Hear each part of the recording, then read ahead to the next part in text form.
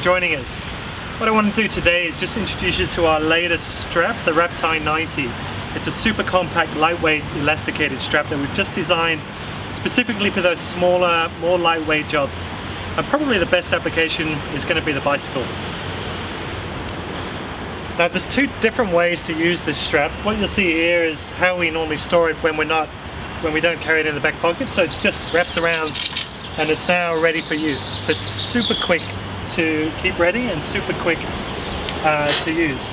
I've got here a yoga mat and I'm just going to show you quickly the first method, which is just to go around the mat. And you notice that this is elasticated, so we just pull. We pull the desired elastic, wrap it around, and then all we're doing is just sticking all separate hook and loop tabs until they're all in alignment.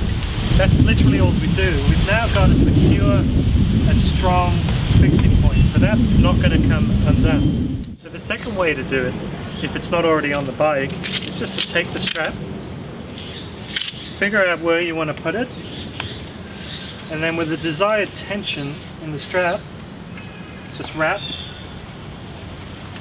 and secure. And that's it. That's on and that's not going to be coming off. Okay, that's the Wraptie 90. Thanks very much.